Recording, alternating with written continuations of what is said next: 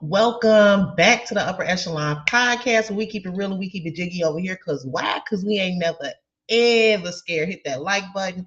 Make sure that you hit the notification bell, and also do not forget to subscribe to my channel if you have not already. What's going on, everybody? What's going on? We got a couple topics to talk about. A couple of which are not that serious, but then towards the end, I do have a couple of serious things that I want to touch on. But we're gonna start with a couple of stories, y'all. Hey me us, hey Robin Lots, hey guys, Child D, hey Lolita, Latte, Caramel Cutie, hey Penny, hey I said hey to Robin, hey Peace Be Still, K Brown, Sadie. What's going on, y'all? Let's get into a couple of topics, okay? How have y'all been, first of all? How have y'all been? I had a wonderful day. Um, I would say I had a pretty productive day. And I spent like most of my time, after work, looking at a couple of stories that I wanted to talk about with you guys. And I kind of wanted to get your opinion. And then, like I stated in the beginning, it is like a kind of a serious topic I want to touch on towards the end of this live. And I want to make a couple of comments on that.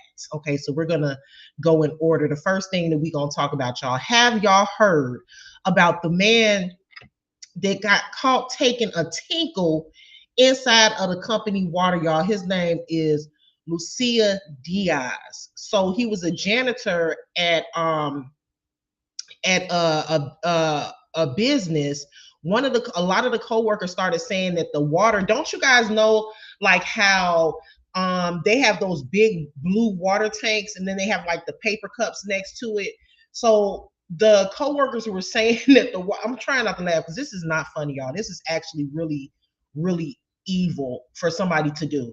But reading the article, I was just in shock. So I don't know if y'all heard about this story, but a lot of the coworkers were saying that the water was tasting sour, like it was tasting weird. Okay, I'm gonna read the article to you guys. Let me turn my ringer off really quick on my phone. I'm gonna read the article to you guys, and I want to know what y'all would do. Okay, I want to know what you guys would do. A lot of the coworkers were saying that the water was tasting sour. That a lot of the coworkers started bringing their own water bottles into work because it started having like a very sour taste to it, and they assumed that it was just something wrong with the company water. But one of the coworkers noticed that even when she would bring her own water bottle from home and her own water from home, after a while, it would still have that sour taste and that putrid smell to it. So she started suspecting that somebody was doing something to her water. So she got the water tested. I believe they work in like a medical building or something. So she got the water tested for a urinalysis test. And it turns out that the water tested positive for urine. Okay, this is a true story, y'all. This just happened. Tested positive for urine. So what she did, they had no idea who was urinating in the water. Hold on one second. Did I monetize? I probably didn't. I was so eager to. I've been wanting to share this story with y'all for a couple of days, but I've been so busy. Also, of course, if you want to donate to my channel, you can send me a super chat, super sticker, or cash app. Cash app should be on ESPN at the bottom of the screen now. Okay, so where did I leave off, y'all? So tested positive for urine. They still had no idea who was putting the urine in the water, okay? But at this point, they realized that somebody was taking a tinkle in the water, okay? So what the woman did was, the woman that ended up getting the water tested for urine, she put a hidden camera next to her cubicle and she put her water bottle on her desk and she left it there during her lunch hour. or whatever. So she discovered during that time that she left her water bottle that the janitor had come in to clean the area, and in the time that he was cleaning the area, he opened her water bottle, put his dangling it, not just your y'all. The article goes into detail, and I'm getting ready to read it to y'all. This is not funny, y'all. Lord forgive me. He not only leave the room if you have a weak stomach. He not only urinated in the water bottle, but he took his whole dangling and put it inside the water bottle, urinated in the water bottle, and closed the water bottle up, y'all. It gets worse, okay? It gets worse. It gets worse. After they discovered that it was the janitor doing this, all of the co-workers in at the building ended up getting tested for STDs, obviously, because he's urinating bodily fluid into the water. Turns out, y'all, that a lot of the employees tested positive for chlamydia and herpes simplex 1. Y'all, I almost fell out. Tell me what y'all would do. What would y'all? I don't know what I would do. Oh my God, I would be so mad. I would be so pissed off. And then I'm gonna pull up the article, but I didn't. Obviously, there is no explanation for doing something like that. But you have to wonder, like, what mind frame does somebody have to be in to do? Now, this happened in Houston, Texas. Okay, what it is a crime actually, because the guy, the janitor, was actually charged for, I believe, assault with a deadly weapon. Now, the deadly weapon being his bodily fluids, because with herpes simplex 1, it opens your body, it weakens the immune system, and it can open your body up to different diseases, cancers, and stuff like that. And your body isn't able to fight off certain diseases as it would have been if you didn't have the herpes simplex 1. So he's definitely being charged with what type of demonic creature, even if he didn't have the STDs. Okay, let's just say he didn't have what, either way, who would do something like this? Let me read it. I hope I got all of the details correct. I think I did. Whatever. But now this article, I'm reading it off of Eyewitness News ABC 13. So I guess this is the Houston, Texas news. It was published on March 19th. Now this says a man is facing time behind bars after being convicted of contaminating water bottles in an office building where he worked as a janitor. Lucio Diaz was charged with indecent assault and aggravated assault, with the deadly weapon being his bodily fluids containing herpes simplex 1 virus, according to law firm Abraham Watkins. On Wednesday, Diaz was sentenced to 6 years in prison. Okay, first of all, 6 years is not enough. 6 years, in my opinion, relieving yourself in the company water, okay, where anybody could drink it, and several people actually contracting herpes simplex 1, which is a non-curable STD. Why is it that they have to live with that for the rest of their life?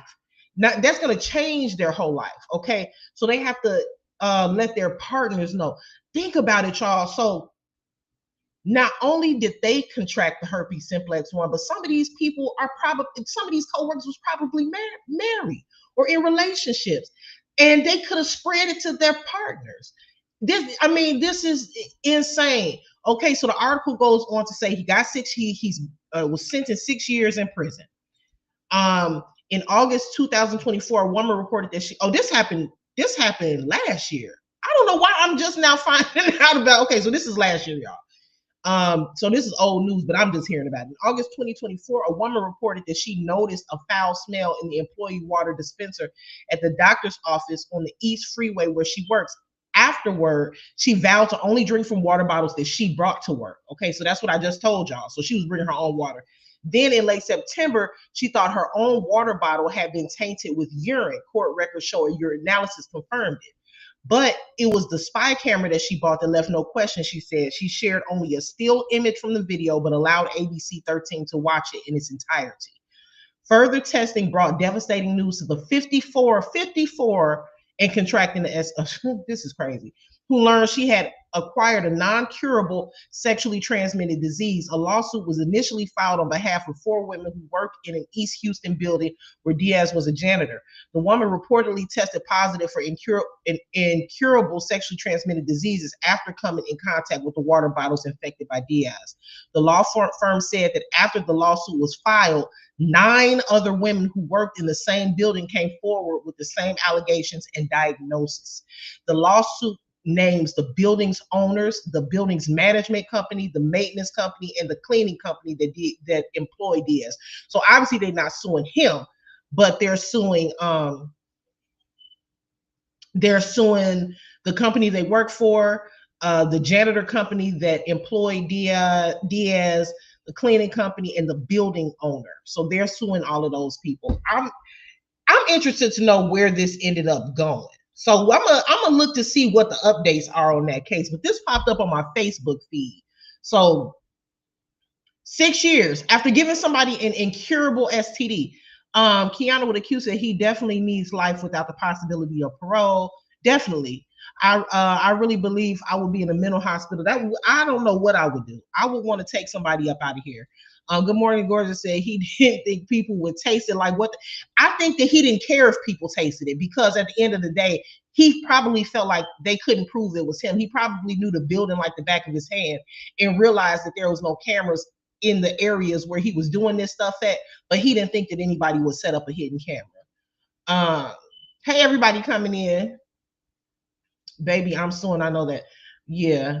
So I believe that maybe he had like a mental problem or something like that. Let me go ahead and share this video because I want y'all to. All they really showed was like a still shot of the guy. To an update, the janitor accused of putting his private part into a co-worker's water bottle and urinating now faces 2 new charges, including assault with a deadly weapon. 51-year-old Lucio Diaz remains in custody since his October arrest. Diaz was caught when a victim installed a spy cam on her desk. He has reportedly confessed, saying he's done this before. Court documents also show 2 of the victims contracted herpes and saying he did it before, which Diaz has. A civil lawsuit has also been filed against him, the building's owner, and the janitorial company which employed Diaz. He has reported. Hold on. Look at him right here. Here you go, unzipping his pants. Like, what in the world is wrong with people? This type of stuff that makes me not. I know this is a janitor, but this is the type of weird stuff that makes me not want to like go out to eat. Makes me not want to eat at potlucks. Makes me not want to like drink or eat anything when I go to people's houses or whatever, because people do weird stuff. Do y'all remember that one video that went viral I want to say it was probably like maybe a few years ago. It was a video that went viral of some employee. Correct me if I'm wrong, y'all, because I know that y'all probably heard of it. The employee was, I believe it was a KFC or a Popeye's chicken or something like that. But the employee was taking a bad side of the sink in the kitchen at the fast food place, and it was caught on camera. And I'm like, what is happening? I just don't know. Like, I don't know. I don't want to. This is the type of things where I don't want to eat at buffets with the food sitting out. I don't want to do that no more. I don't know what people might be doing to that food. Hearing this story just made me very paranoid. I'm glad that at my job we don't have like one of those water dispensers. We have the kind of water dispenser where, you know, the refrigerator water where you can't touch it. You know what I mean? You can't do nothing to it or get to it. But yeah. Was it Burger King? Hold on, let me pull this down and let me see if I can find the and then I'm gonna move on to the next story. But let me see if I can find was it Burger King that the guy, hold on. I don't know why I thought it was Popeyes. And he took a bath or he was washing, doing something, he was taking a bath or playing in the water. Let me see, Burger King taking a bath. Sink.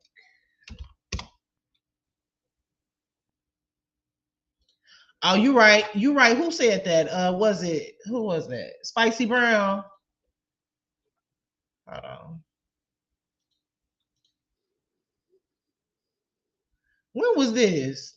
Dang, this was 16 years ago. I'm talking about a few years ago. Hold on, let me pull this up. Let's see.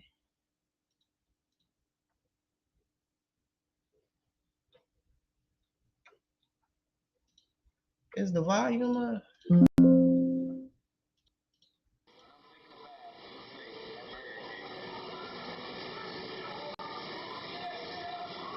Butt naked in the sink where the dishes and stuff and everything gotta go.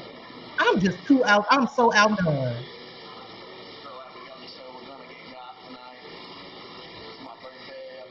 Is this the one or is this another one? I feel like I saw one with a black guy taking a bath inside of one. Look at him. He got his soap going and everything, got the jets going. I just can't.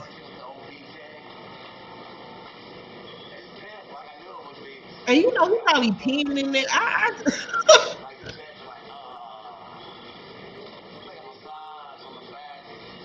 Oh my God. I just do not understand. I don't understand. He said it's my birthday.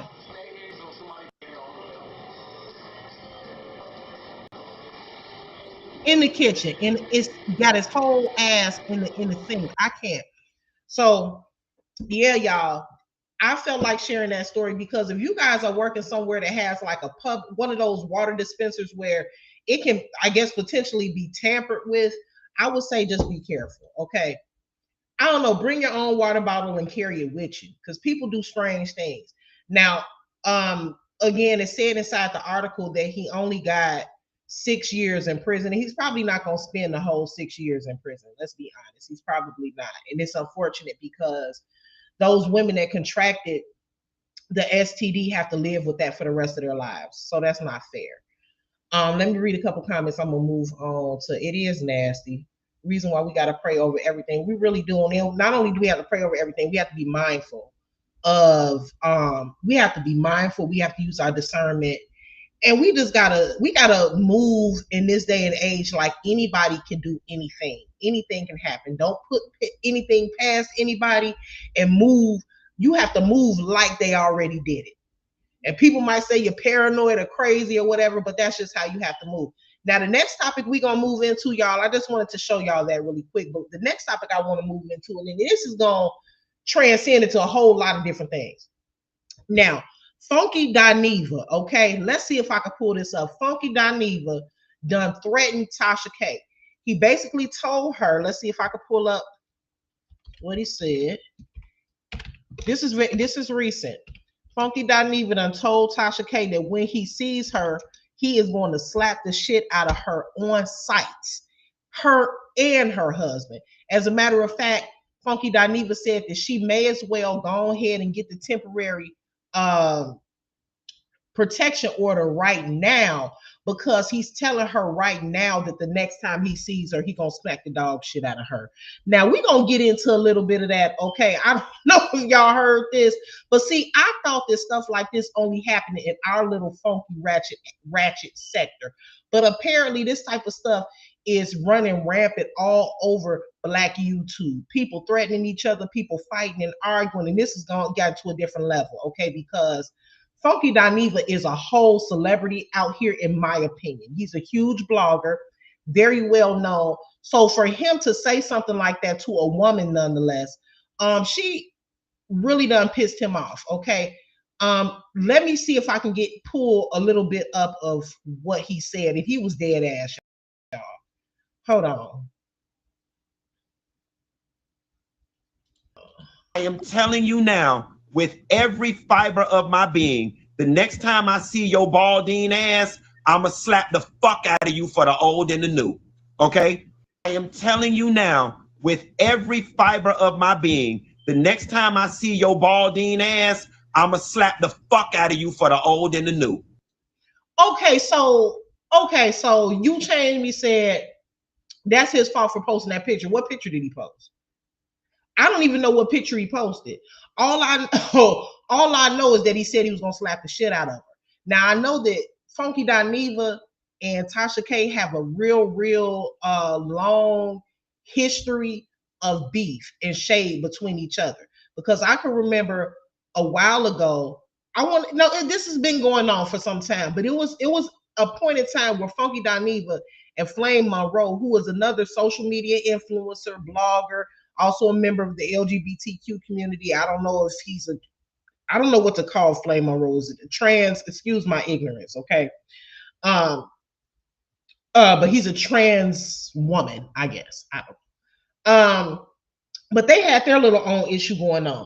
Now, Tasha K used the beef between Flame Monroe and Funky Dineva to promote her website when she was launching her website. So this must have been a while ago. Okay. And then since then, there's been certain things that she's done to shade him. She's put certain pictures up on thumbnails that aren't so flattering of Funky Dineva. When Funky Dineva was going through his whole issue with people were basically creating narratives and um, assuming that certain things happened on the set of TGIF Friday once he left. TGIF Friday with Claudia Jordan and Al Reynolds, I believe his name is. She threw shade about that. So they have a history of going back and forth. So, oh, he had a picture of him sitting on the toilet. Let me see if I can. Okay, well, okay, he was shitting and he posted that picture. Well, I think that if he did, I didn't see the picture myself, but if he did post a picture of him poo-pooing on the toilet, then obviously people are going to talk about that, y'all. But what I want to say is I think that the issue is not probably just that one picture. I think it's their history. Al Reynolds, yeah. I think it's their history that they have between each other. They have a very weird history. Now, he, like, obviously for copyright reasons, I can't play his whole video, but he did say that, you know, him and Tasha K have a weird relationship. She'll be shady. She'll give him bad press. She'll say shady things and mean things, or, you know, try to make fun of whatever he's dealing with at the. She done called him a dope fiend, a crackhead, and everything else. But when she ends up seeing him in public, she runs up to him and says, "Hey, you know, whatever," and pretends like or acts like there's no issue. So he's saying that the next time that they do run into each other at a mutual event, then not only is he gonna slap her, but he's also gonna slap her husband. Now, this is the point that I want to make. Okay, hold on, you guys.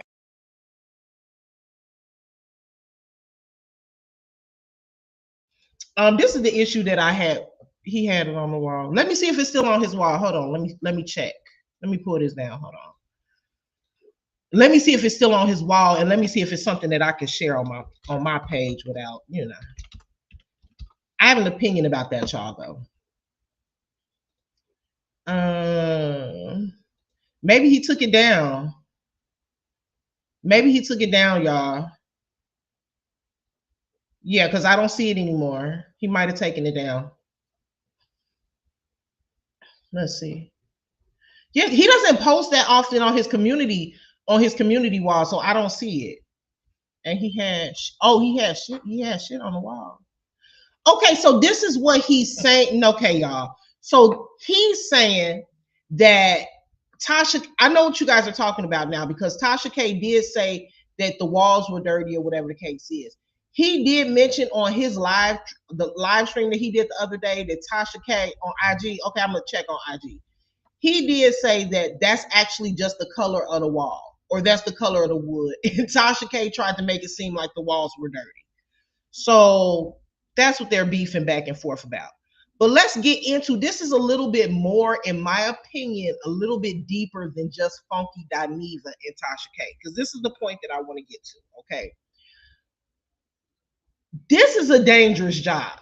I'm gonna go to IG for y'all to see if I can pull it up too. But this is a dangerous job, just blogging in general. Okay. Because I don't know if Funky Dineva is really gonna slap the shit out of hold on. Let me type this in. Is really gonna slap the shit out of Tasha K when he see her and her husband. But y'all, the thing about it is when you decide to hop into blogging and dragging and doing all of this stuff and being uncensored and kind of just letting your delivery be what it is without trying to censor anything, without considering how somebody may feel, making fun, humiliating people, or whatever the case is. It's crazy that you literally have to live your life looking over your shoulder. And I could just imagine Tasha K constantly is, if she's not getting sued, somebody's threatening to whoop her ass, somebody saying they're gonna catch her in public. I remember one time she went to an event and it was caught on live and she was throwing blows and fighting. I think her husband was there. And I'm just trying to understand what is it worth it to where you have to live like that? You constantly have to look over your shoulder. You're constantly getting threatened. You're constantly going to court. And I'm wondering, like, what type of man, because she's also married, is going to sit there and allow her to sit online knowing that, hearing that she's being threatened by another man, whether Funky Dineva is gay or not. Okay, he's still a man. Okay, threatening to slap somebody's wife. So I look at it like she's really putting her family into a lot of dangerous situations. Now, I'm not saying that. Hold on, y'all. Y'all said it's on. Hold on, I'm trying to find it. I'm gonna dissect this photo on live. Let's see if it's still there. Somebody confirm for me, is it still there? Or check Tasha's page because she said she wasn't taking her. On what? On Instagram or on YouTube? Instagram or YouTube, Special K? Yeah, okay. He took it down. Okay. I just want to know, like, is it worth it? Is it worth it to where you can't walk around freely outside without, a security team? Because I know Tasha K does have security. She don't go anywhere without security because of the vicious lies that she spreads on people, the millions of dollars that she's lost in court. It's just, I don't know. I look at it like, at a certain point when you getting threatened. Matter of fact, I'm gonna play a little bit of it. I'm gonna try not to play. Let me see. I'm gonna pull it up and I'm just gonna play the audio because he went in. He went in. Let me see. Hold on, y'all.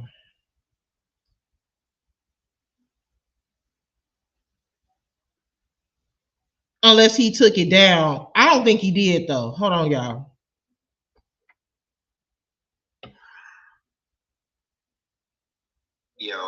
Where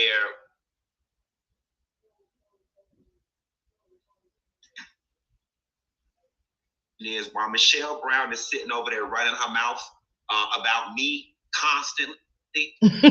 Hold on. Talking about that. And you need to soak your big, fat, funky, frowsy, fish smelling ass in a tub of apple cider vinegar. Michelle. Oh, he's talking. He also beefing with Michelle A.T. Alien. Is that how you say her name? The blogger Michelle A.T. Alien? Cracking stale ass jokes, junkie Dineva, and whatever else you be saying. Here's the funny thing. After a decade, that girl don't know nobody I know. That girl don't know nothing about my life. I don't even know what she's finding room to even still talk about at this point. He's also. And I said, let me go do the interview. I did it. She did the whole "what are you wearing" thing. I played nice in the sandbox. We get ready to leave the party. I'm leaving. Me, Carlos King, and his friend drove. We leaving the party. I'm sitting in the car, waiting on Carlos. Tasha come walk her ass up to the car, want to hug me, talking about, even though you don't fuck with me, I'm going to keep hugging you, and I'm going to keep trying until you be my friend. She said, I'm going to keep trying, or something she said. These bitches will see you in person and want to be your friend and smile up in your goddamn face. But then they always, Tasha, you somebody who sat in my face and let it be known you want to try to be cool. I'm the one who told you I'm not interested in being friends with you. Then what you do? You go on Instagram, you take a picture of the little post I put up yesterday. I text Tasha personally. Don't nobody got a picture of the toilet? If somebody got a picture of the toilet, send it to me on Facebook. I want to see it. So was he like, he was literally sitting on the toilet? I didn't see that picture. I texted her on the side and I put, why don't you take this down? I don't bother nobody. I stay in my corner. How about you stay in yours? Something to that effect. She read it, but didn't respond. But then went back on the post and gonna try to read the baseboard. Bitch, my house just got cleaned by my MF housekeeper. Y'all seen James did it. My bathroom is distressed wood and chiplac. Okay, so that discoloration that you seeing, that is the natural color of the wood. She'll go on her post about, oh, my baseboards. That's the shit y'all do. You don't have to like me. Okay? You don't have to like me. But y'all cannot say, what do I always say? I'm going to stop it right there real quick, y'all. I'm going to say this. Now, apparently, like I said, the wood that's in his bathroom is made of a certain material to where it looks distressed. So it's like a distressed type of wood. And that's the style of it. That's the look he was going for. So it wasn't dirty. So Tasha K took that and tried to spin the narrative like he had shit on the walls or it was dirty or whatever the case is. Okay. So I get him being upset about that. But you want to know what really, and now again, I agree. Now I'm on the same train. I still am on the same mindset where I say that you got to really be a special type of person to make a career of dragging even your own colleagues, peers, and friends. I mean, some of these bloggers, they're so money hungry and obsessed over a couple of views and a couple of dollars. They really don't care who they lie on. They don't care what narrative they spin. They don't care what they say. They say anything with the threat of having to walk outside and potentially not only get their ass whooped, but then their husbands or spouses can possibly get hurt by what they do and say, and maybe even they motherfucker, excuse my language, or even their kids could potentially be snatched up and something happened to one of their kids because they on the internet talking all of this shit.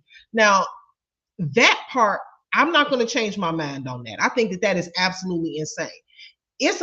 Yes, if a news story presents itself or if something happens in entertainment news and you want to report on it or blog on it, that's one thing. But see, that's not what Tasha K does. Tasha K, she will completely obliterate and drag a person for filth. And that's what she's known for. There are people out here actually aspiring to be like Tasha K, and I cannot understand why. She doesn't blog. She doesn't just present the news. She tries to humiliate people. Now, if that's her style, then that's her style, but she also has to take what comes with it, right? So then I'm going to use another example, and I'm going to say, take Tasha K and then also take the Impressive channel. I don't know if you guys follow the Impressive channel. I'll even say, you know what, she's kind of iffy sometimes, but I'll even use Neek at Night because I love me some Neek at Night. Okay, I'll use her as well. Now the Impressive channel, she's a channel that doesn't even go live. She posts videos. They're very detailed, very organized. I love her channel. She's very informative, and she does give her opinion on the trending topics, but she does it in a way to where she's not dragging or obliterating somebody's character or lying on someone or taking what is presented and flipping it to change the narrative to make it look like something that is not. Because a lot of times that's what a lot of these bloggers do, just for entertainment purposes. And that's why a lot of times they say this is for entertainment purposes only. Yes, because you're taking a story and you're flipping it to fit whatever narrative you're trying to present to your audience. And that's what a lot of them do. Now, that's what Tasha K does. Now, there are certain channels with real bloggers, because I used to, but I no longer consider Tasha K a real blogger. Tasha K is trash news. That's what I call Tasha K, trash news. Then you have the Impressive channel. Then you have Neek at Night. You have Make It Make Sense. I like that channel too, where they present the news, they take the entertainment news, they present what happened, and they give their opinion. Okay, boom, there you have it. Tasha K takes little shit and now you changed me said she was trolling. Then you got to get into, well, what is trolling? At what point is it? At what point is it trolling? And what point is it lying? Okay, because I mean, what? I don't know. I don't know. We'll get into it. But other than that, I'm gonna play the rest of what Funky Dineva said. But I also want to say this, y'all. A lot of times these bloggers blow me. How they can sit around, because Funky Dineva is one of them. Sit around, drag people for filth, but the moment that somebody says something about him, is I'm gonna slap the shit out of you when I see you. And it's like, wait a minute. Is that the response that you want when you get on here and you, because he's very opinionated, and I'm not taking up for Tasha K. All I'm saying is that if you're making a career out of dragging people, you're making a career out of trying, and we use the word dragging loosely, I call it humiliation. So if you're making a career out of humiliating someone who is in the public eye, then you can't get mad when something is done to you that is potentially humiliating. When you've made a career and made thousands upon thousands, maybe even millions of dollars in your career humiliating other people. So you posted a picture, Tasha K took the picture, and I'm gonna go ahead and use the word troll. She trolled with it, whatever. But you have to gotta, I don't know. I would say if you made a career out of dragging everybody else, you kind of gotta take some things on the chin. Now again, I thought this stuff like this only happened in our little ratchet sector, but apparently it happens other places as well. So it's interesting how people who have the biggest mouths, who talk the most, who are the most critical of everyone else, the moment that you say something about them, they're on live crashing out, because that's exactly what he did. He crashed out, because there's no way in the world that a man, because this could I'm not even gonna say it could have, because it still could potentially go left. You are still a man and you are on live threatening to slap a woman. That is not a good look. So let's play the rest of this, okay? And I just need Funky Dineva to remember that you also drag the SHIT out of people daily. So would it be okay for somebody to get on here and say that they're gonna slap the SHIT out of you? Hey, I don't discuss other YouTubers. I don't discuss other bloggers. I don't bother nobody. Okay, so we gonna hold on, y'all. Let me go get my drink. Hold on.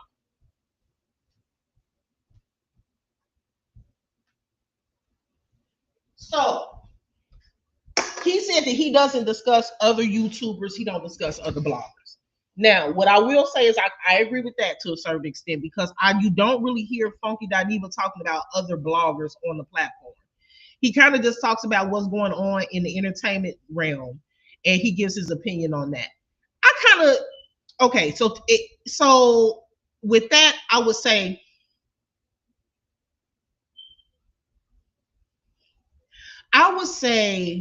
I agree with that to a certain extent as well, because even though my platform is small, I have said before that I think that let people talk about, I've said this several times. As a matter of fact, I'd probably drilled it into the mud.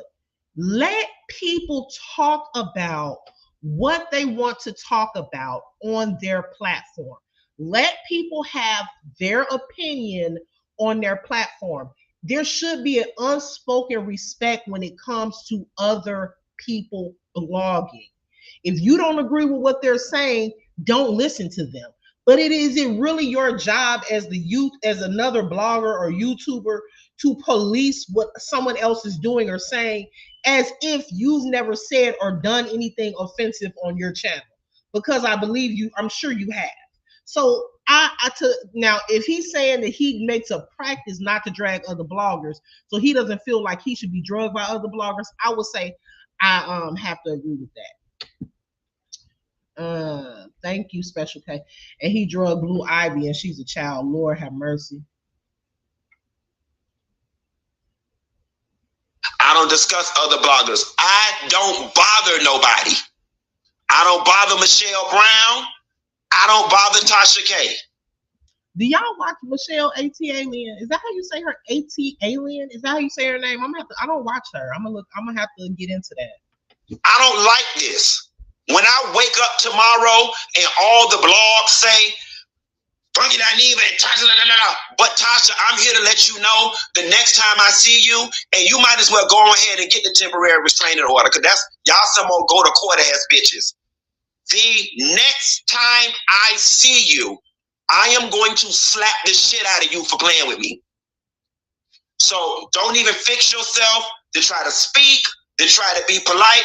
I'ma slap you, and then I'ma stand back and look at your fuck ass husband. And I don't want nobody to be like, he bullying her and that's a woman, because I'm calling your husband ass to the motherfucking carpet too. I want to whoop his ass because of you. Now, I'm going to say this. I'm going to say this. Now, I don't promote violence in any capacity on this channel. And I believe that everybody should be able to get past their differences, especially as Black people, without resorting to violence.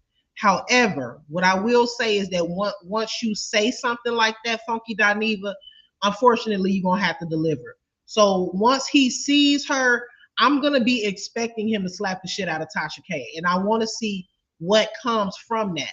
Now, what I also say is I will probably give my next 4 YouTube checks and half of my left pinky to see one of these bitches in this sector get the shit slapped out of them.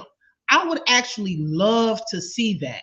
I'm telling you, all of this stuff, and I'm reverting back over to from Funky Dineva. I'm gonna do a ping pong from Funky Dineva to this sector and Tasha K to this sector, because it really does all apply.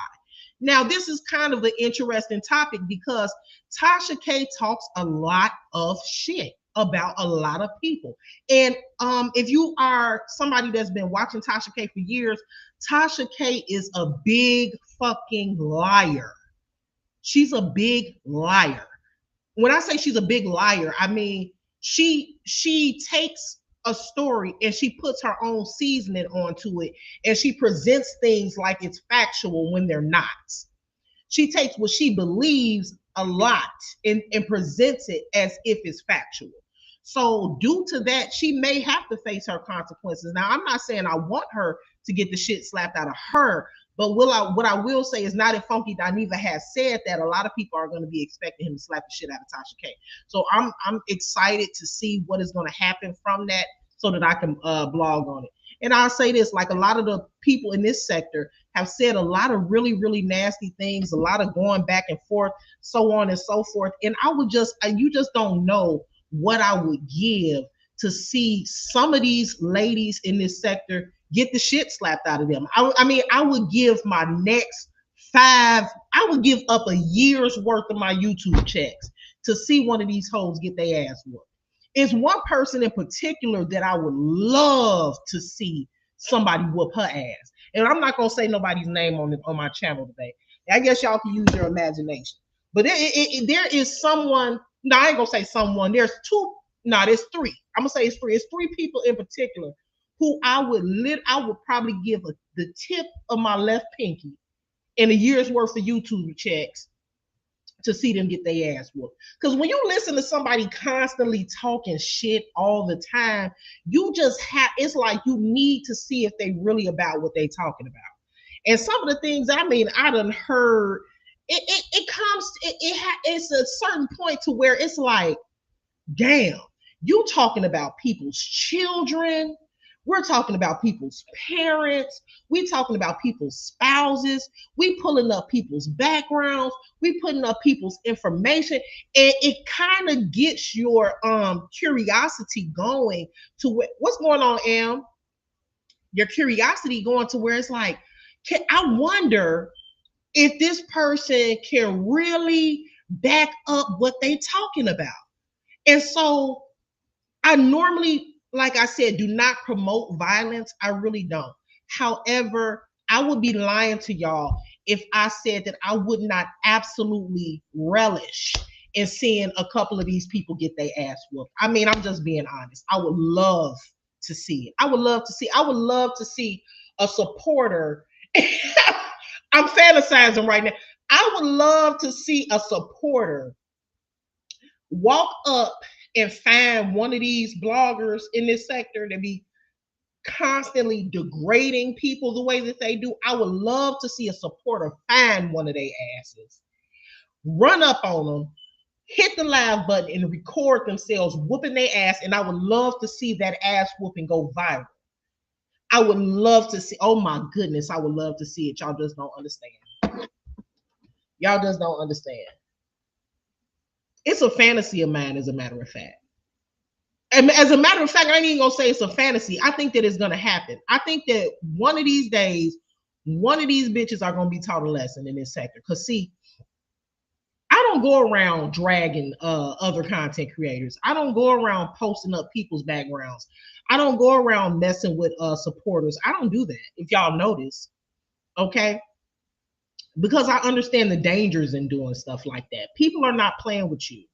People are running up on people these days. People are finding folks. People are finding people's addresses and really taking them out of here. Now, I'm not praying that nobody get taken out of here, but a good ass whooping ain't gonna hurt nobody. So yeah, I would say that is something that I would enjoy to watch. I would love to see it. Special K said it's gonna happen because they don't know when to stop. Oh, not only that, but they think they're invincible. I would love. It's a couple of people in particular who I would love to see them get their ass whooped, and I really don't give a damn how they feel about it. Is what it is. You put certain energy out into the world, you get what you get. Hey Gloria Dent. So again, I don't know. Let me see. Was he done? Let me see. Was Funky done?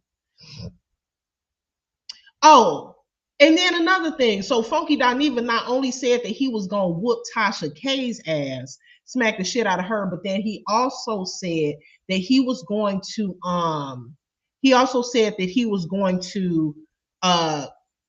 square up with her husband as well. So see, that's the other thing, y'all. You know what? I think that it's incredibly selfish to carry yourself in a way to where you totally disregard people that are connected to you. When you get online, the way that you present yourself, carry yourself, the things that you do, you have to understand that those things don't just affect you. Those things affect those around you as well. Especially a lot of these content creators not only just post their own business, not only post pictures of themselves, but they post pictures of their husbands, their boyfriends, their baby daddies, their children. They post where their kids go to school. They post all of these things, personal things, to where if somebody wanted to get you back, they could. And it might not be you. It might be somebody that you know. It might be somebody that you love. Somebody might go to your kid's school and yank them up and do something to them because they're mad, because people do crazy things when they're humiliated.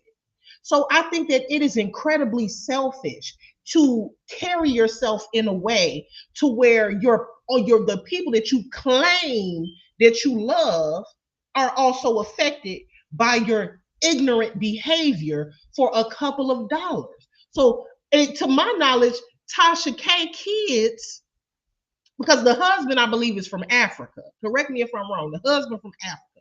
I think Tasha K kids done moved to Africa. Didn't she send her kids off to Africa? Correct me if I'm wrong, because I could be. I don't want to lie on the lady, okay? But I think she sent them kids off to Africa, and that's probably the safest place for them. Because the way that she gets on here and drags and humiliates all of these damn people, they are not safe. It's a price to pay to do what she's doing. I'm sure the money is great, because when people talk about Tasha K and her success, that's the thing that they talk about the most, the money. Oh yeah, she makes a lot of money. Oh, people aspire to be like Tasha K. Oh, she makes all of this money. She does, but there are conditions to that money. You know what I'm saying? There's conditions to that, because she can't walk around like normal people. Tasha K probably can't just walk into the grocery store, her local grocery store, and go shopping. From what I heard, Tasha K has to walk around with security just because she chooses to do what she does for a living. Like I said, getting on, and that is the reason. Like when you look at some of these channels, like when you look at the Impressive channel, because y'all, I love the Impressive channel, you guys. A lot of and they give a lot of options to where when you blog, you don't have to show your face. The Impressive channel, I think, matter of fact, let me pull it up because I want to see how many so what's going on, DM, and everybody that joined. I want to see how many subs the Impressive channel has. All she does is videos. She doesn't go live, and I don't know what she looks like. You've never seen her face. All you know is what she sounds like. So maybe people that actually know her for real in real life know who's behind this channel. But I don't know who's behind this channel. I don't think she's ever shown her face. But this channel has been around for a long time, and I've been following it for years. It has 1.33 million subscribers. I'm sure she makes a lot of money. And like I said, her channel is very informative. She doesn't drag anyone. She doesn't go out of her way to humiliate anyone. She just reports the news, whether it be messy news or whatever the case is. So it is possible to gain certain amounts of success on social media and YouTube by just presenting the facts, without having to throw your own seasoning on it or your own salt on it or your own lies on it or twisting any narratives to try to placate your audience, because that's what a lot of people do. Special K said her son is in Africa, but her daughter is with her. The daughter is the youngest, right? Is the son, or because I know that she recently had a baby. When I say recently, I mean like within the last 3 years or so, 4 years or whatever. Special K said her son is in Africa, but her daughter is with her. She said her daughter told her she makes school hard. She said that? Oh wow. Let me go up. I think her kids are in Africa. Special K said it's going to happen because they don't know when to stop. Yeah, I think I read that. Me Too uproar was close to having someone in my family.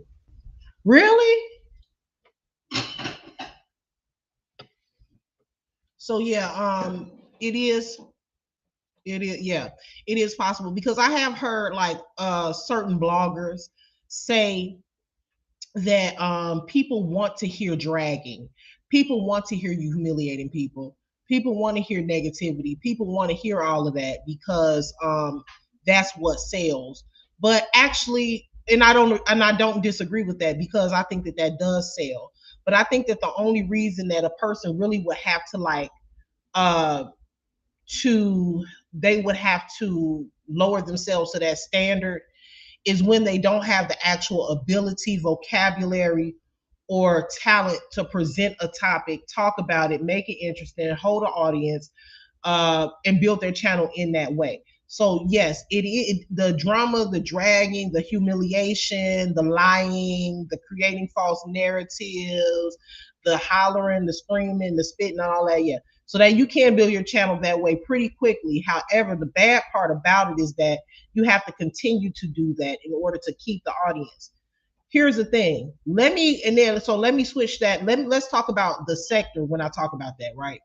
So that is the reason why so many people started off talking about the LaTruth saga, and then they stopped talking about the LaTruth saga, and then they started talking about it, and then they stopped talking about it, and then they started talking about it. The reason is because a lot of these bloggers are really actually tired of talking about LaTruth. They are. A lot of these bloggers are tired of talking about LaTruth. They're tired of talking about Brianna. They're tired of talking about Janelle. They're tired of talking about all of that stuff. But the facts is that when they discuss other things and they try to present the topic in a different way, they don't get the same support. But that is to be expected, because when you build your channel off of dragging one person, and your channel is strictly about humiliating one person, dragging one person, lying on one person, you then build an audience that only wants to hear that. So in order to change your audience, you have to shift into something else. And in the midst of you shifting, you're not going to get that audience that wants to hear your ignorance. You're gonna lose those people in that moment because they want to hear you dragging, cursing, screaming, yelling, and really just acting like a complete idiot. And that's what they want to hear. But when you're not doing that, you're not going to have that audience. So you're going to have to take a hit. And that's just, most people are not willing to do that. I mean, just sit back and watch. People have tried, a lot of people are trying to move on to different things, and then they end up going back to it because they're not getting the views, they're not getting the money. And so they have to go back to that story because they know that that's what their core audience wants to hear. Me personally, I don't want to be that type of content creator where I do want to cater to my audience, but at the same time, I'm not going to stifle myself talking about the same thing, dragging the same people, doing the same thing over and over again over a span of years and years and years, just because that's what my audience wants to hear, is if I'm no longer interested. And I do think that there is a way that you can continue to cater to your audience by introducing them to new topics, right? So, yeah, that's what I think on that. That's my opinion on that, y'all. I think that you have a hefty price to pay when you make your entire career uh surrounding humiliating people.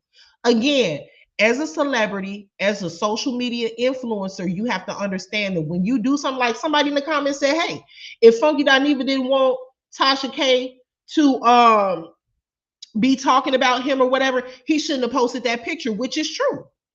I think you changed me said that, I think, which is true.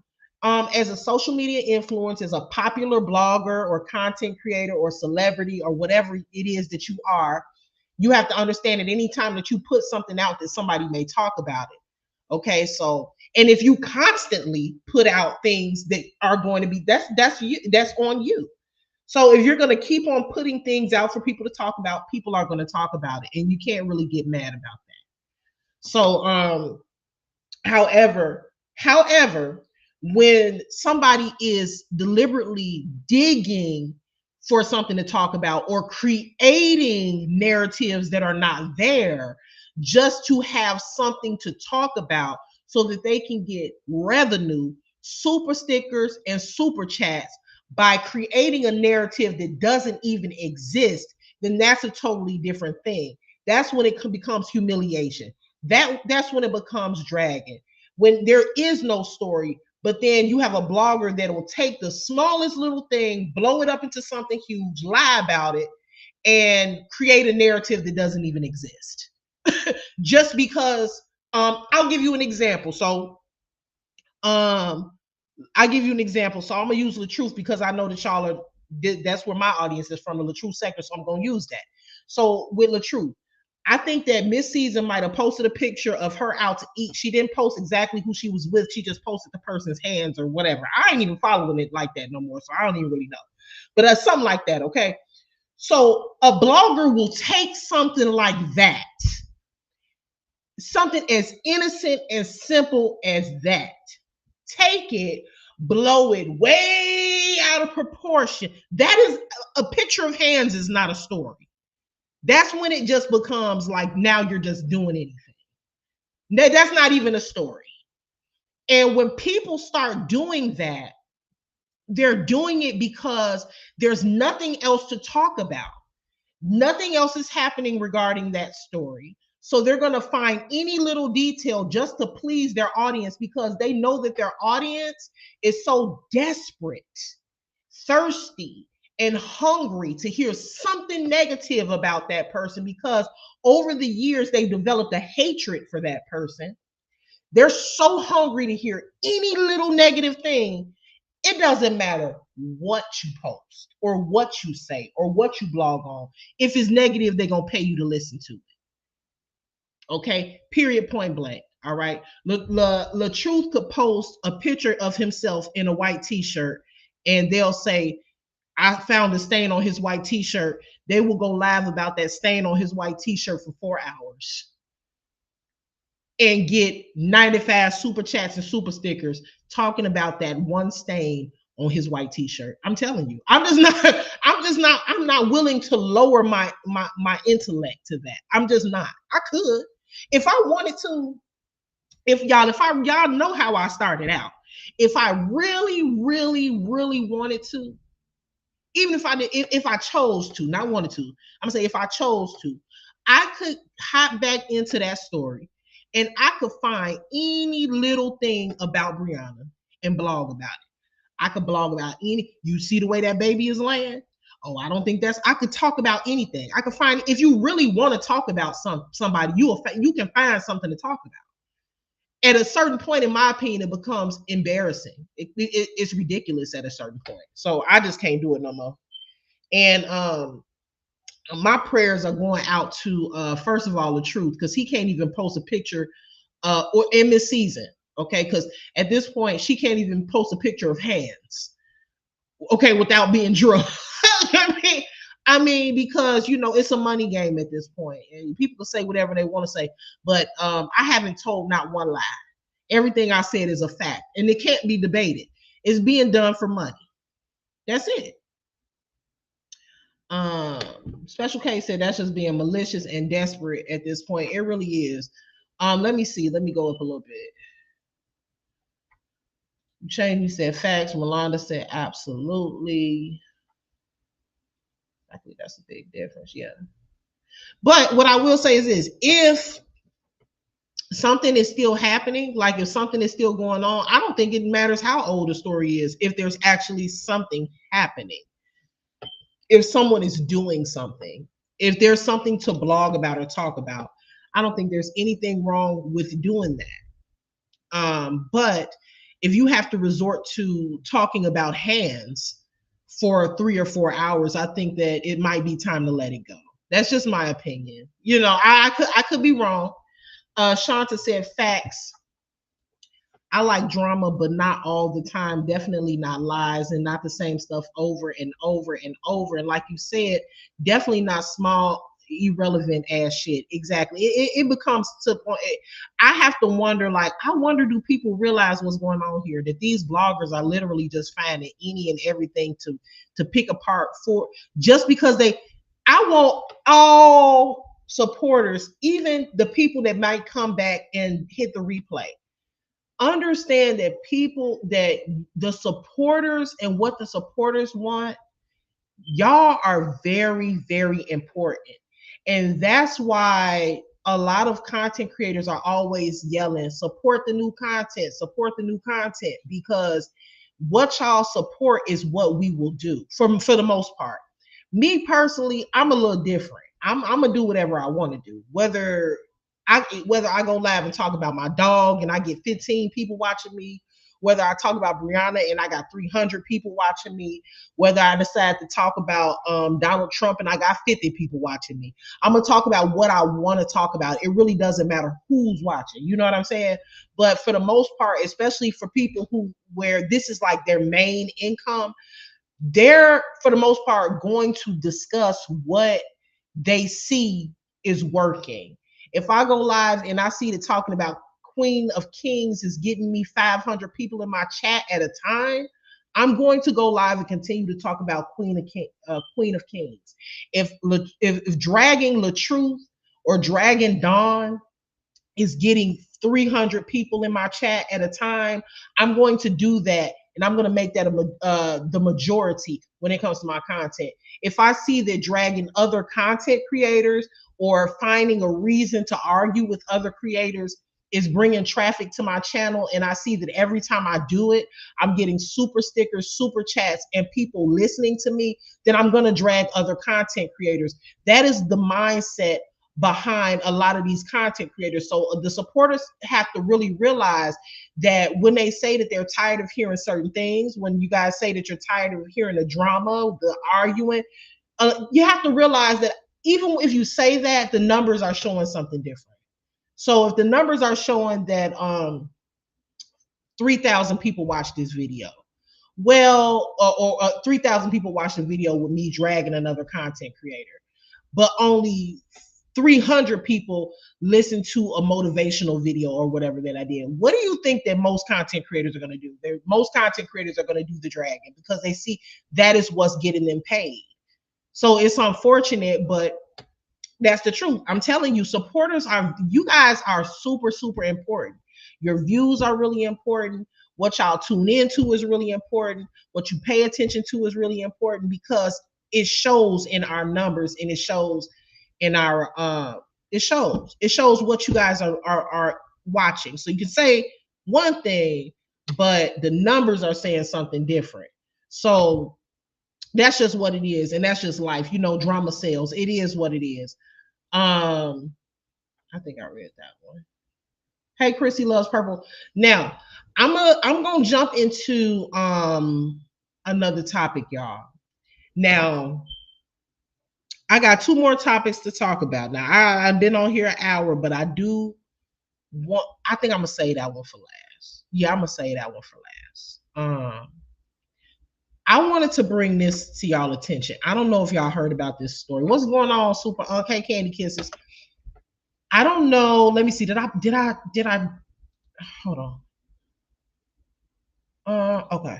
Let me pull this up. Now, I was reading an article a couple of days ago. I want to say it was probably like on Friday.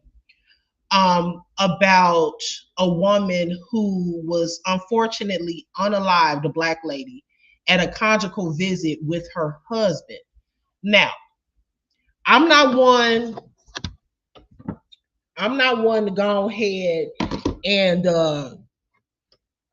victim blame. I don't like doing that. Okay. And that's not what I am going to do. I'm not going to blame the victim. However, what I'm going to say is everybody that's in prison is not a bad person. Okay. So that I want to throw that out there as well. But what I do want to say is this woman knowingly, the woman that was unalived at the conjugal visit, knowingly married a prisoner who was in prison for unaliving 4 people, a mass unaliver in LA. And he ended up unaliving her. Now, the woman's family wants answers from the prison because they want to understand why was this prisoner allowed to have conjugal unsupervised visits at all with his conviction. Now, the argument that the prison is giving is that conjugal visits are given in prison in that particular facility based on behavior, consistent good behavior in the facility.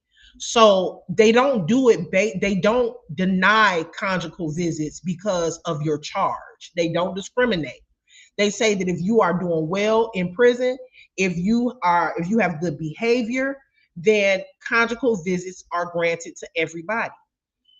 I don't know if I agree with it. I don't think that I agree with that. Now, even though I don't agree with it, it goes a little deeper. I'll say this, right? Because I have a criminal justice background, even though I don't use my criminal justice degree. I do have a background in criminal justice, but what I do know is that not just that prison, but all prison systems in the United States of America have one goal or one thing that they say that they are working with prisoners once they go to prison is not considered is obviously considered your punishment, but it's not, they're not just keeping you in prison because of just that. Okay, I'm just punishing. We understand it's your punishment, but they're also trying to reform people. So they believe that by putting certain things in place, such as an educational system in prison, religious stuff in prison, as far as church services, Bible studies. They put different trade schools in prison, all type of stuff to reform people because they believe that they can be reformed, they can be changed. So I understand to a certain extent why he was granted conjugal visits, because after being in, been in prison since the 90s. So after being in prison for so long with good behavior, you're there because they believe in reforming you. So they don't think that that's the way that the criminal justice system believes, that when you get to prison you can be reformed. So if you've been there since the 90s, you've had good behavior, yes, they're going to give you conjugal visits because the goal is for you to change. Even if you're never going to be released into society, the goal is still that you're changing, that you're reforming. Now then the argument can come in where you can say, well, can everybody change? And I personally don't think so. I don't think so. I don't think that one. Or did you send this to me in my inbox? That one. If you did, thank you, because I feel like you did. I feel like that was you in my inbox. I don't know. I could be wrong. But I personally don't feel like everybody can change. So I don't believe that. The way, if it were up to me and I was running a prison and I was the warden and I could make the rules, I would say no, no one here that has unalived someone can have a conjugal visit. No one here that is a child predator or child offender is allowed why would I allow you a conjugal visit after what you did? Thank you, that one. I appreciate that. You know what? I'm not to get off topic, but you know what I'm gonna do, y'all, because when I get on Facebook, I just post some silly stuff and then get off. I only check my inbox every now and again. But what I'm gonna do is I'm gonna create an email for this channel or for both my channels, so that if there's a story that you guys want me to cover, you can send it to my email. Even if you want me to talk about your story, you can send it to my email and I can talk about it. Okay. So I'm gonna play this video and I'm gonna also go into a little bit of the article. It's a couple of videos on YouTube about it. But so what do you guys think? Do you guys think that somebody that is guilty of unaliving 4 people should be having conjugal visits? I personally don't think so. I think that should be a part of your punishment. You don't get no conjugal visits. You have unalived 4 people. I think what he and is somebody in the chat can correct me if I'm wrong, but I think that what he did was he ended up back in the 90s. What he got arrested for was running up into a house to rob people to rob a home in LA. It was 4 people in that home, and he unalived all 4 of those people during that robbery. So I think that's what that was, y'all. So let's get into this video and let me look at some of these comments. A notorious LA killer serving life in prison without the possibility of parole reportedly strangled his wife to death during a conjugal visit. 54-year-old David Brinson was convicted in the 1990 execution-style murders of 4 men. I'm going to stop that right there. First of all,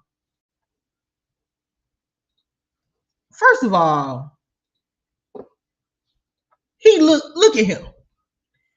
Okay, I'm going to show you I'm going to find the picture of the woman.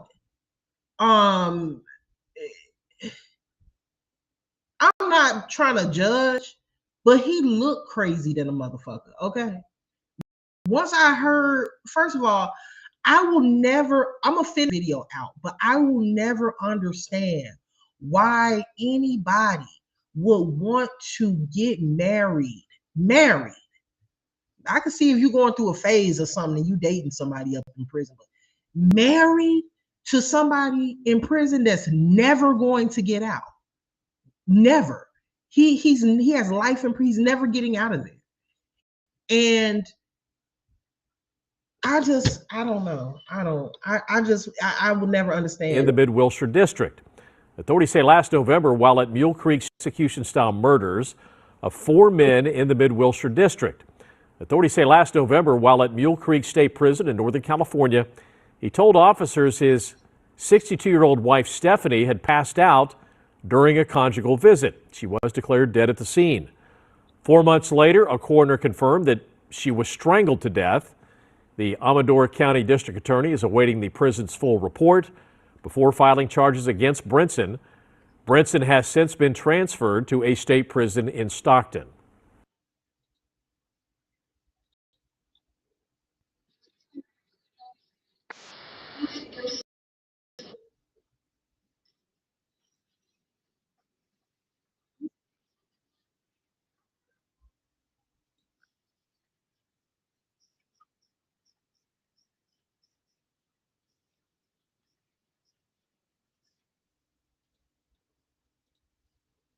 Hold on, y'all. My bad. I thought I was playing it. Hold on. Let me pull it up. This is her right here. Very beautiful woman. And she was a grandmother as well. I just want to know like what was going on in this lady's life. Now, somebody asked the question, did she marry him while he was in? She did. I don't know how she found him in prison. I guess I don't know how that happened, how she chose him or how they met or what. But I just want to know, because I did see all of her videos on social media, and she seemed like such a lovely lady. I mean, she was involved in a lot of different activities and community service work. Her family seemed like they really, really loved her. She seemed like a really good person. You could tell she was going through something because she posted a video on social media. I believe it was Facebook, where she crying and just talking about, why does she have to go through so much? Why is God on her to deal with so much pain? And I really don't know what she was talking about because she wasn't being clear on what happened. But I think that she might have been going through something in her life and I hate to judge, I'm not trying to judge her. And, I'm praying for her family, and I'm sorry that she lost her life behind this. But what I want to say is, like, what level of loneliness or sadness, desperation could she have been going through to where she would have been gotten married to not only just somebody in prison, but to somebody who admitted to the crime and unalive 4 people? This is the perfect example of when people say, when someone, this is what I always say, and I've said it so many times on my channel. You don't pay attention to what people do just to you. You pay attention to what people do to everyone around you. How do they treat others? Because how someone treats others is very important. At that moment, you might be in their good graces. But what about when you're not in their good graces?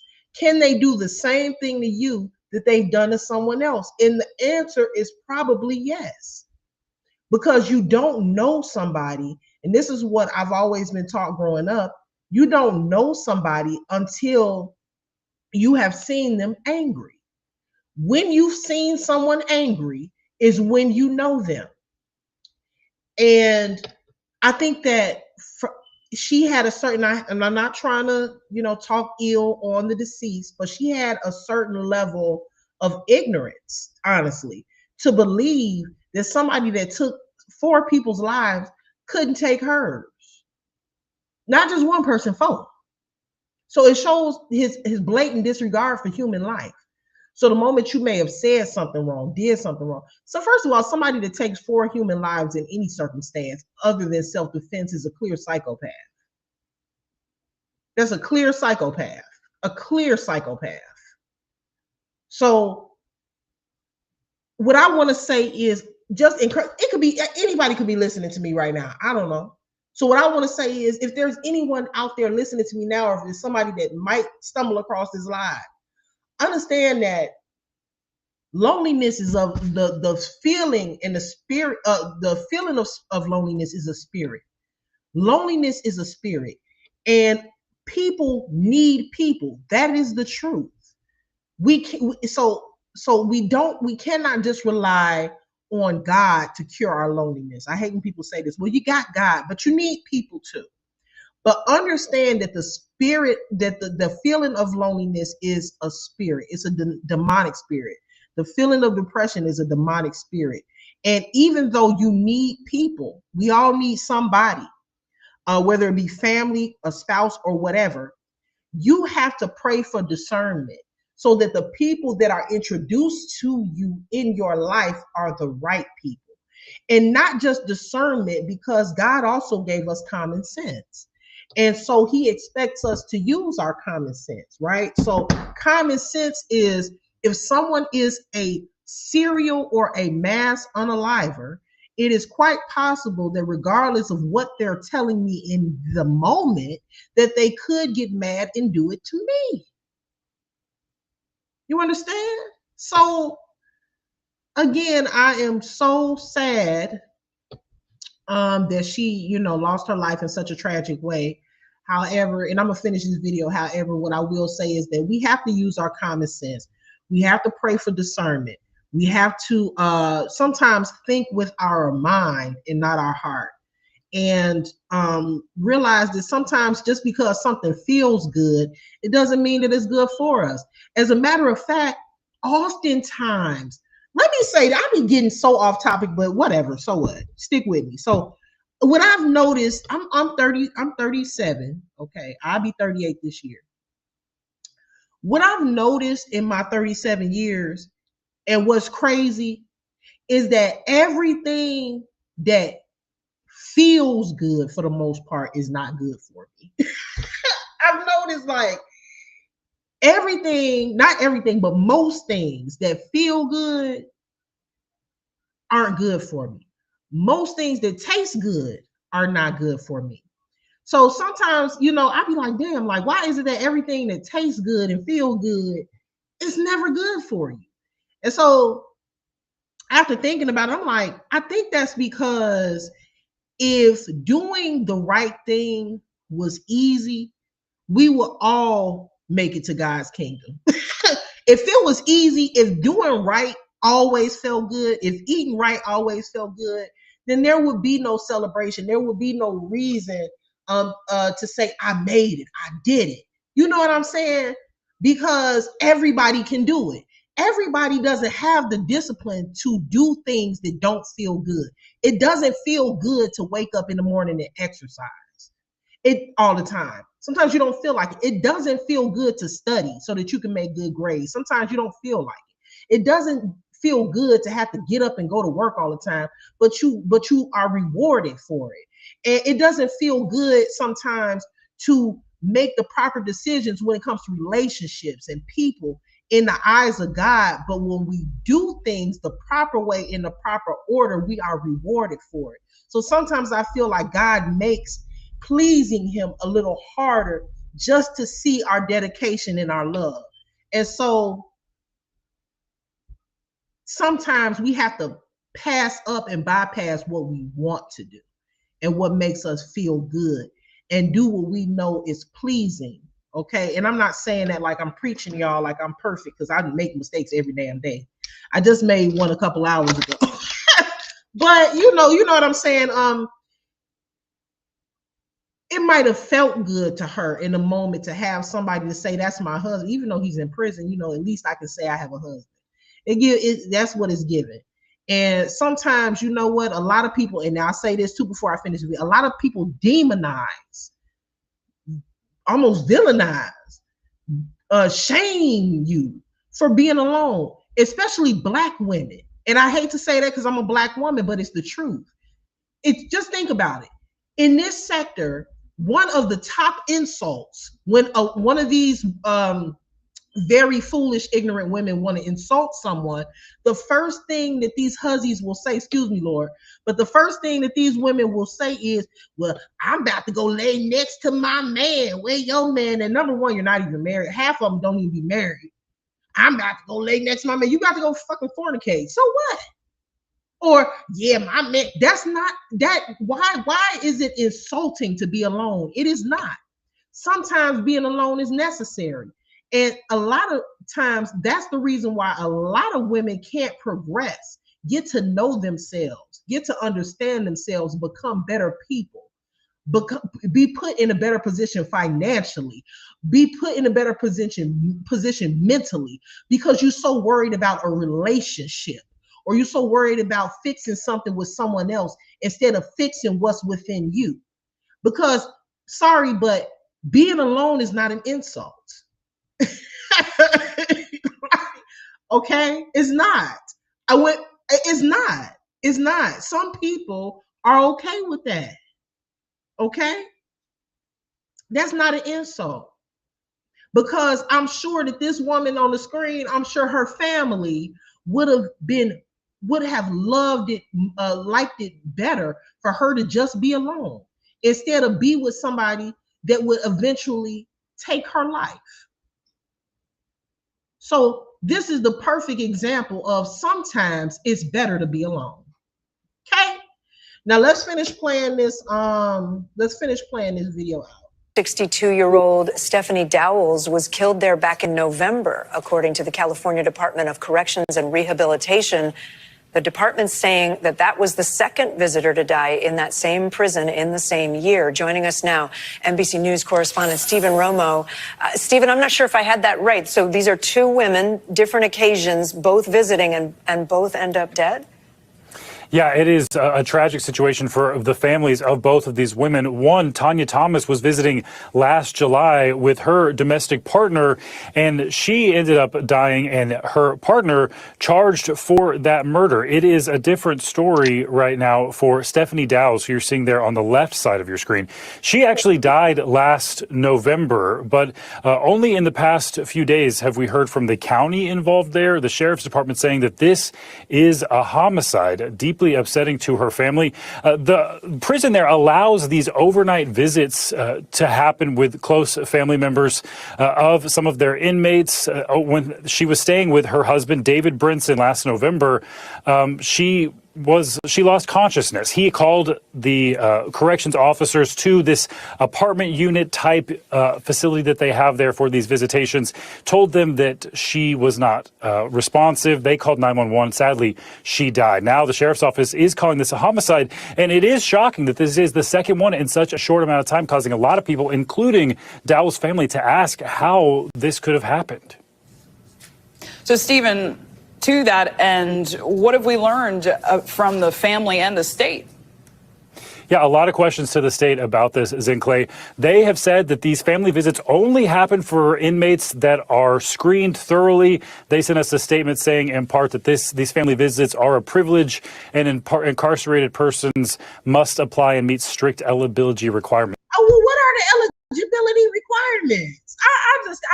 I'm listening, and I'm like, okay, the family visits are a privilege, and incarcerated persons must apply and meet strict eligibility criteria to be approved. What's going on, I starve narcs?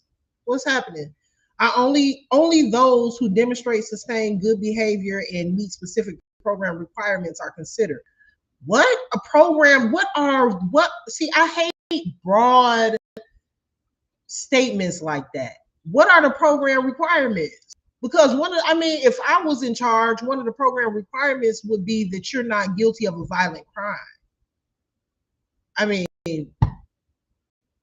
that'd be the first requirement, that you're not in there for a violent crime. So yeah, I don't know. That's totally ridiculous. It's totally ridiculous that she was I didn't watch this video, so I just played it for y'all. So we watching it together. I didn't realize that somebody else had been unalived in prison during a conjugal visit. After the first person was unalived, you would have thought that they would have changed the criteria and made a couple of changes. Special K said, when some women realize that having a man isn't a flex like they think, marriage is a beautiful when two people both want the same things out of life, but be secure within yourself as a person. That's true. That is so true. Especially that last part, being secure within yourself as a person.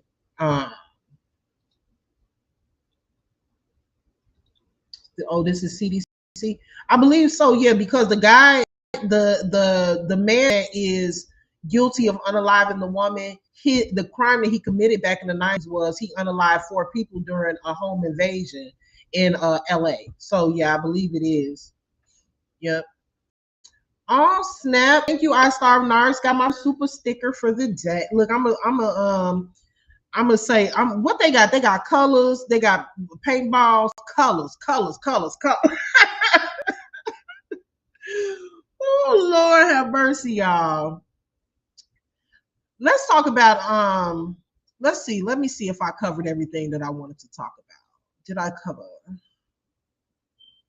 I believe so. I think that's everything. I can't believe I got everything squeezed into this 1 hour. I did good. I was like, I put what's on this live? I think it's Man, Tinkles and Company Water, and I think I put something about Funky Dineva. I didn't think I was gonna be able to cover everything. So I did it. Okay. Thank you guys for stopping by, listening to my live stream. I really appreciate it. I really, really do. You guys, let me just say this too. Oh, it was something else I want to talk about, but hold on. It's not gonna take long, but let me say this as well. I want to say that I am so grateful for you guys, my supporters. And I think it's important for me to say that because I am not, I don't, I'm not gonna lie, right? When I first built my channel, having 400 people in here when I was talking about Brianna, like I did enjoy that because I'm like, oh, oh snap, it's popping. You know what I'm saying? Oh snap, I'm popping right now. But as time goes on and you build like a relationship with your supporters and they get to know you, you kind of get to know them. It's like quality over quantity. So I appreciate the people that come and listen to me when I'm not talking about that. You know what I mean? So I appreciate that more than I appreciate 400 people or 500 people. Is that a great thing to have like that many people listening? Of course. But I really appreciate the transition as my channel is transitioning. I appreciate the people that are here. I really do, because I'm not always going to talk about that story. Okay. Not saying I never will, but I'm not always going to talk about that. And I appreciate those of you who, because I got some people that are like day ones. I'm not going to even start naming them because I know I'm going to miss somebody and I don't want to offend anyone. So I have some days. Y'all hear some noise in the background. My dog is dreaming. When she dreams or whatever she be doing, she be like barking in her sleep or talking in her sleep. I don't know what she be doing. So that if y'all hear that, that's what she doing. Thank you, Chandrika. Thank you, that one. I really appreciate that. Oh, and that one, you guys be on the lookout on my community wall because I'm going to be putting my email on there. I'm going to create an email just for my supporters, just for stories or whatever it is that y'all want me to talk about. It could be entertainment news. It could be politics. It could be whatever. You know, I keep up with pretty much well, I ain't gonna say everything, but I keep up with a lot of stuff. Only thing that I don't want y'all to send me is sports because I don't keep up with that. Okay. I don't watch sports. I'm not a sports person. I ain't gonna talk about it. Okay. But if it got something to do with entertainment news, politics, world news, or just something that is a viral internet story, you can send it to my inbox and I can talk about that. Okay. Thank you, Candy Kisses, for that super sticker. I appreciate you. Chandrika said this was refreshing, just like Am great content. Oh yeah, you know I gotta hit the replay on Amber's live because that story that she's covering on her channel, I can't even remember the girl's name. I can't remember because I just found out about the story today. But I'm gonna go hit the replay on Amber's channel because I am interested in seeing what happened with like the dad because I know they found the girl unalive. Okay, so what I did want to say, this isn't going to take long. Thank you, You Changed Me, for that membership. So I did hear, or I did see the video being shared and going around about what happened with Batty Red and her diagnosis. I'm not sure how serious it is, but it was something that she posted about something going on with her thyroid. Now, what I do want to say, and then also not just Batty Red. Now, everybody knows that I've like had my issues in the past with content creator Jasmine Dickey, like or whatever, especially when it comes to like the LaTrue saga. But I did also see on her page that she was, I don't want to put a diagnosis on her, but I believe I saw something about breast cancer or something like that on her page. I didn't get a chance to really watch all of it or really look in depth on either one. So I saw something about a diagnosis with Batty Red. I also saw something about a diagnosis with Jasmine Dickey. You know what? At the end of the day, regardless of what happened with the LaTrue saga, who said what, who started what, at the end of the day, we're all people. Okay. So what I want to do is extend my prayers out to those two ladies and just say that you know, keep your head up. And Batty Red said this in her video, and she put out a very emotional video where she said, you know, I know that God won't give me anything that I can't handle. And I think that that's really, really true. I don't think that God will give anybody anything that they're not capable of dealing with. So I want to say that. And then I also want to say, you know, I've heard a little birdies chirping, or I won't say birdies. I'll say I've heard some rats, some alley rats squeaking about how Batty Red is really, her diagnosis is what you would consider to be her karma. So I'll say this: I don't understand why when something happens to someone that a person may not necessarily care for, all of a sudden whatever bad done happen to them, it all of a sudden automatically becomes, oh, it's, you know, their karma. But then they forget that it was at a point where you have been sick before, where something tragic has happened to you before, where something not so fortunate has happened to a family member or something in your life. So was that your karma when it happened to you? I'm just wondering. So like, I just wish that people would, let me stop sharing it. Really stop taking people's unfortunate situations and using those situations to refer back to the saga. Like, everything is not about the saga. Everything is not about Brianna. Everything is not about the truth. Everything is not about that. These bloggers are people, they're human beings, and unfortunately, that's what happens sometimes with human beings. Sometimes human beings get sick. So please, when somebody comes out and says that they're dealing with the illness or whatever the case is, I think that it is terribly insensitive to bring up Brianna and the truth. What the hell does that have to do with a person's diagnosis? I think that is so ignorant. It's so ignorant. Instead of just saying, I'm praying for that person and I'm leaving it at that, you want to bring, oh, that's karma for talking about Brianna. Well, you sound crazy, okay? You sound crazy. Just stop it. She's has a channel, and she's talking on her channel about what she thinks, just like you. So if that's her karma, what is yours? Okay? So let me just say that. I just don't understand. I don't understand. Some of these people are so ignorant, beyond ignorant. I want to say that. And you know, I was gonna say more, but you know what? I'm gonna leave it at that. I'm gonna leave it at that, and I'm gonna say I'm extending my prayers to both of those ladies, and I really hope that they get past it. And I want to say a prayer for the ignorant motherfuckers that are using their, or I'm sorry, Lord, I can't say a prayer and curse. I take that back. I want to say a prayer for the ignorant people that are using these or that young lady's, Batty Red, unfortunate situation to elaborate on whatever point they're trying to make when it comes to their obsession with Brianna. Okay, and I'm gonna leave it at that. But I'm done with all of the topics that I wanted to cover. Thank you for joining my live. Make sure that on your way out you hit the like button. Make sure that you are subscribed to my channel. Hit the notification bell if you haven't already. I strategically, purposely went live on this channel because I go live on the other channel so much, and I don't really go live on this channel anymore. And that really done knocked this channel out of the algorithm, meaning it's really not being recommended and stuff like that. So I went live on this channel on purpose, so that, or purposely, I chose this channel so that I could tell you guys to make sure that you hit the like button, so that this channel can start getting back into the algorithm. Before I get out of here, let me read some of these comments because I see somebody had a question. We have to pray for Andrea. What's wrong with Andrea? What? What's wrong with Andrea?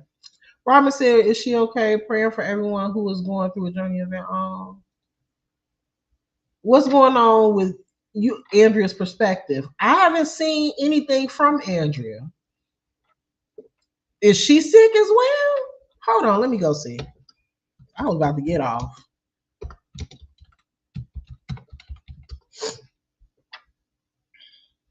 What's her? I don't know if I'm subscribed to her on this channel. It might be. I know I'm subscribed to her on one of my channels. Damn, what's her? I know the name of her channel is Andrea's Perspective. I can't find it. And she said she was diagnosed with cancer too. What? Damn.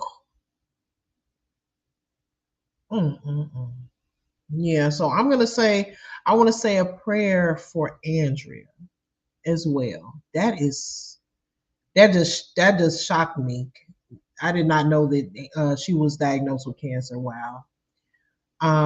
Wow. So I want to say that I'm praying for Andrea's perspective as well.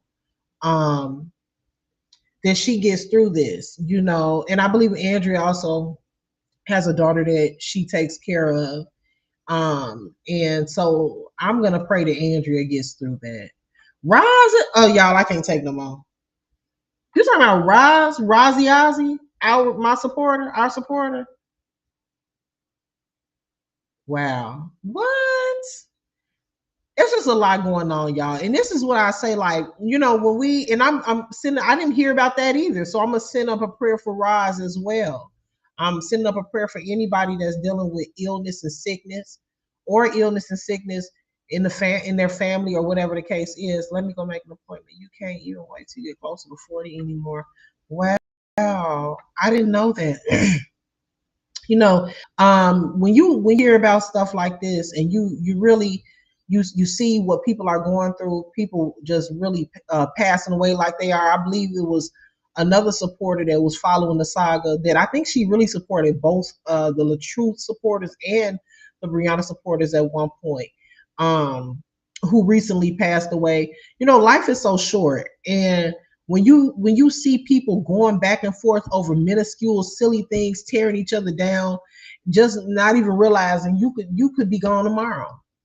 You could log off after you get done dragging somebody for filth, fall asleep and not wake up in the morning, God forbid. So what I say is this: like, nobody's perfect. Nobody's ever going to be perfect. Period. And that's a part of being a human. But what I will say is, one thing to think about is realizing that you don't know when your last moment may be. It is so, like, it's something to think about, to where you're like, well, I don't know the day, the time, the hour, nor the minute that I may go home to be with the Lord, and do I want my last moments on earth to be calling somebody a fat ass bitch and then I just pass out? Lord Jesus, help me. Do I want my last? And I'm just, y'all, I can't help but to really, like, kind of find the humor in that. I'm sorry. Because some of the stuff that these people do you want your last moments to be calling somebody a fat ass ham hock and then you just croak? And then when you get to the Golden Gates, guy gonna be like, yeah, I saw you down there on YouTube calling somebody a fat ass bitch. I mean, don't you want to work to, because I know I do. I think about stuff like that. Like, I be like, dang, I shouldn't have said that, or dang, I shouldn't have did that.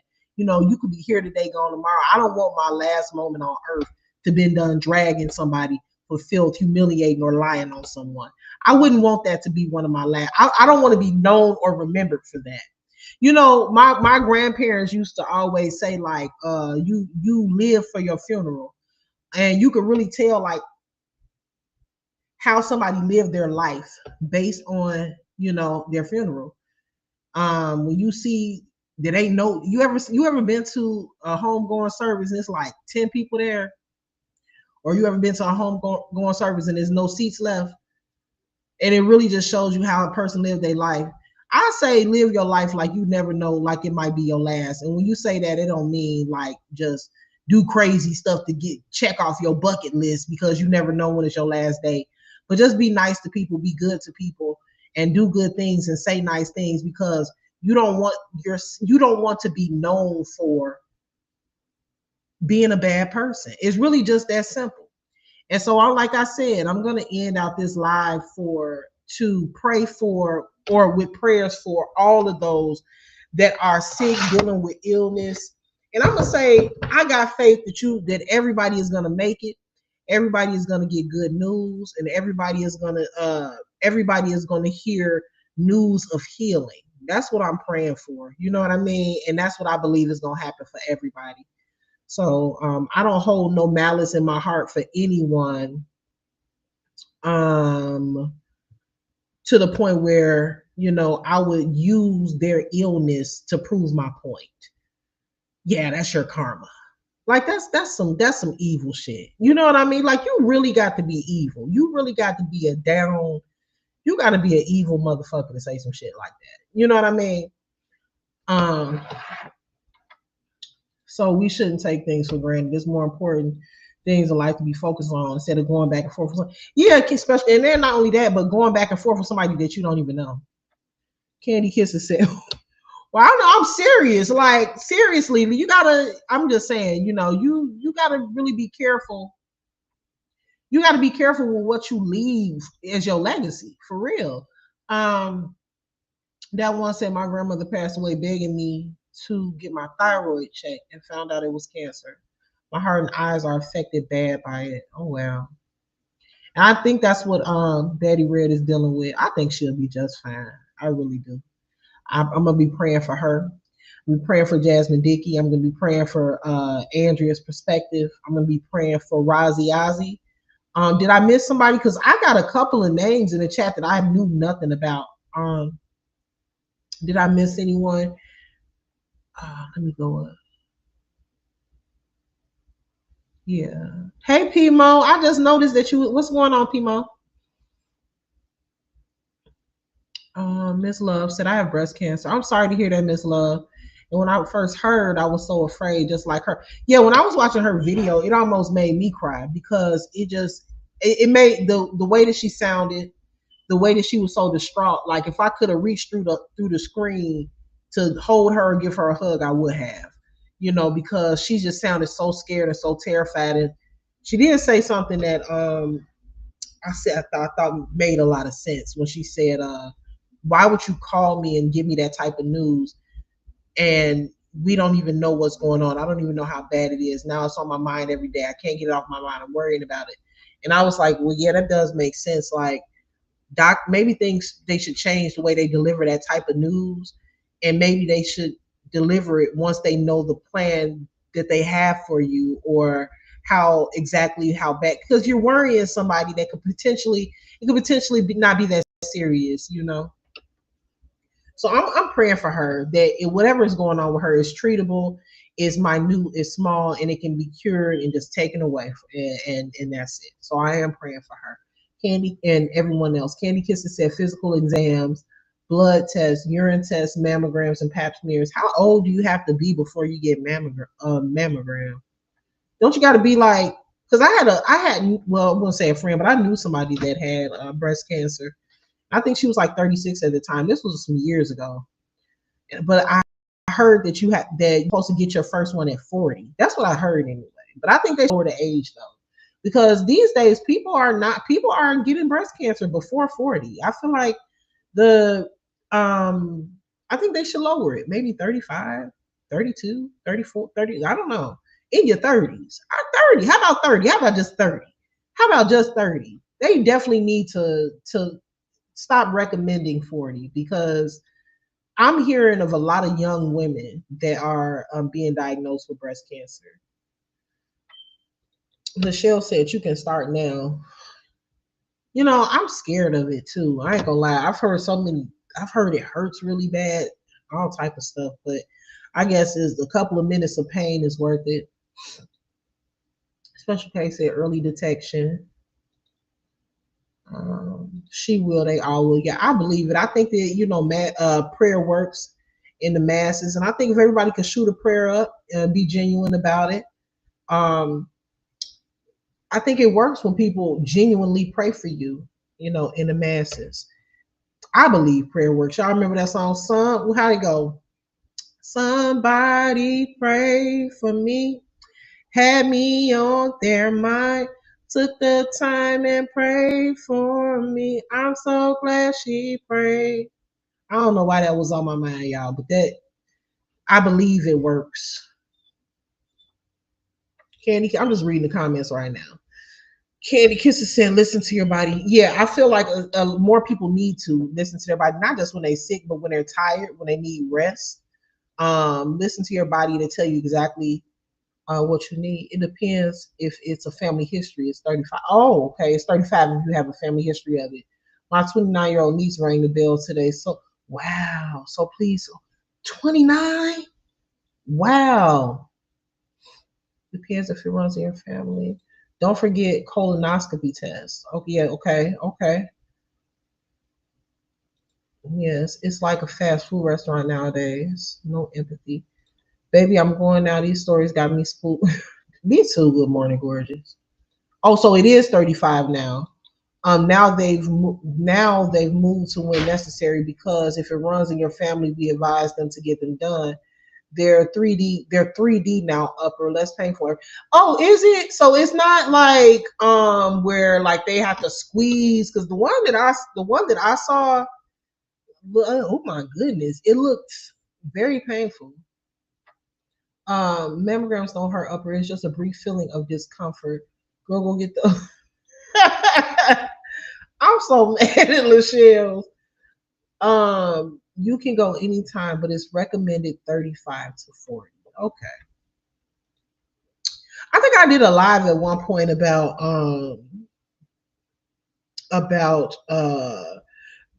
breast cancer because if you remember, there was I'm gonna get off in a moment, but there's a young lady. She used to be a talk show host. She even did music at one point. Her name was Ananda Lewis, and she was diagnosed with, I believe she was diagnosed with breast cancer. And I did a live on it. And she was refusing like the traditional chemotherapy at one point, and she was doing like holistic treatments. But it got to the point where it began to spread, and she had to start taking the chemotherapy. She had no other choice.